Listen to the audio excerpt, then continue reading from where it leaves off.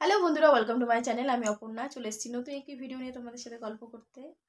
আজ আজ আমি একটি জিনিস তৈরি করার জন্য ভিডিওটা করছি। জিনিসটা আমি ইউটিউবে দেখেছি, 2-3 জনকে দেখেছি, তাই জন্য চেষ্টা করব যে জিনিসটা আদৌ সত্যি কি মিথ্যা। আমি দেখেছি দুধ থেকে খাঁটি ঘি কীভাবে বাড়িতে বসে করা হয় খুব সহজ পদ্ধতিতে। তো সেটাই আমি আজকে পরীক্ষা করার জন্য ভিডিওটা করছি। আমি 500 দুধ এনেছি, 500 দুধ আর 500 দুধ দিয়ে ট্রাই করব আজকে সেই জিনিসটা যে কতটা জিনিসটা সাকসেসফুলি হয় সেইটাই দেখার জন্য ভিডিওটা করছি।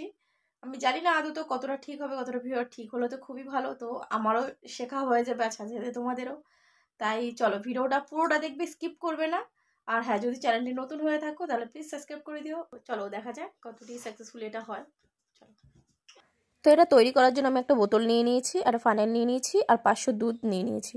500 দুধ আমি ভালো করে জাল দিয়ে রেখেছি আগে থেকে, যাতে এতটা টাইম ধরে ভিডিওটা বেশি না করতে হয়, তাই আগে থেকে জাল দিয়ে নিয়েছি। দেখতেই পাচ্ছ শর্টটাও সুন্দর পড়েছে, তাই আমি ধরেও কিছুটা দেখিয়ে দেবো। তাই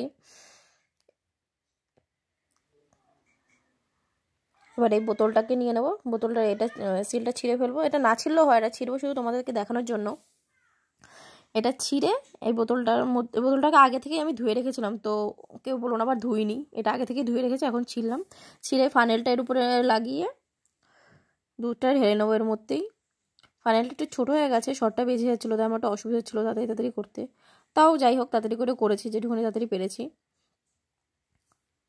এই যে ভরে নিয়েছি, দুধটা ভালোই ছিল, ওটাকে কমিয়েই অতটা করেছি। আর এইভাবে আমি শেক করে নেবো ভালোভাবে। মোটামুটি 10 থেকে 15 মিনিট তো করলে ভালোই হয়। আমি মোটামুটি 15-16 মিনিট তো আমি করেছি। তারপর একটা স্টিলের বাটিতে আমি ঢেলে নেবো।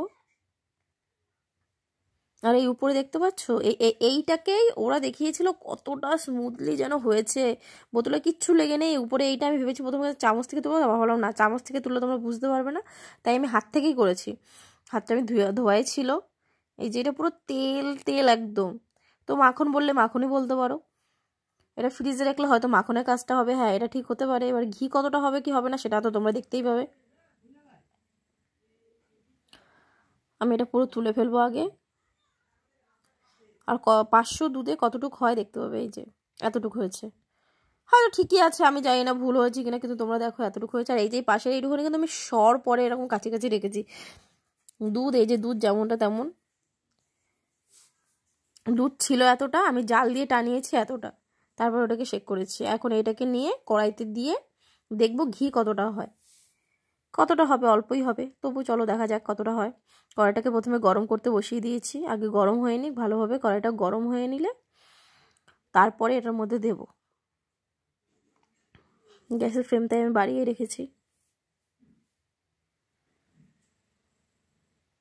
এবার এর মধ্যে এটা দিয়ে দেবো,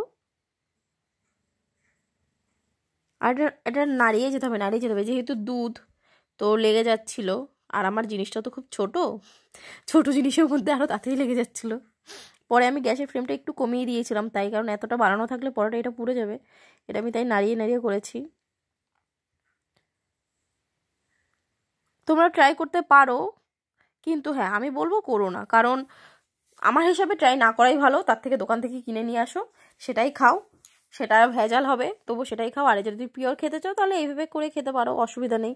পিওরটা খেতে চাইলে কেমন টেস্ট হয়, তাই তো আমি তো খেয়ে দেখেছি, আমার তেমন একটা ভালো লাগেনি, হয়তো তোমাদের ভালো লাগতে পারে, তাই তোমরা করে দেখতে পারো।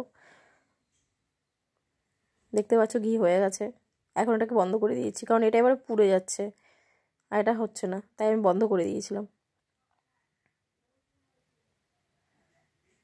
অনেকটা ঘি হয়েছে কিন্তু, হ্যাঁ মাখনের তুলনায় অনেকটাই ঘি হয়েছে। আর এই যে একদম এটা পুরো জমট বেঁধে যায়, জমাটটা আমি দেখাতে পারিনি। এটা আমি কাপে ঢেলে নেবো। এটা কাচের গ্লাসে ঢাললে ভালো হতো, কাচের গ্লাসে যেহেতু আমার হাতের কাছে ছিল না তখন, তাই আমি কাপেই ঢেলেছি। কাপের নিচে ওই যে দেখতে পাচ্ছ কতটা। তো আমার ঘি বানানো তো কমপ্লিট, দেখালাম তোমাদেরকে কেমন হয়েছে না হয়েছে। ভিডিও যদি ভালো লাগে লাইক করে দিও, আর চ্যানেলটিকে সাবস্ক্রাইব করে দিও। পরে ভিডিওর জন্য অপেক্ষা করো, টাটা।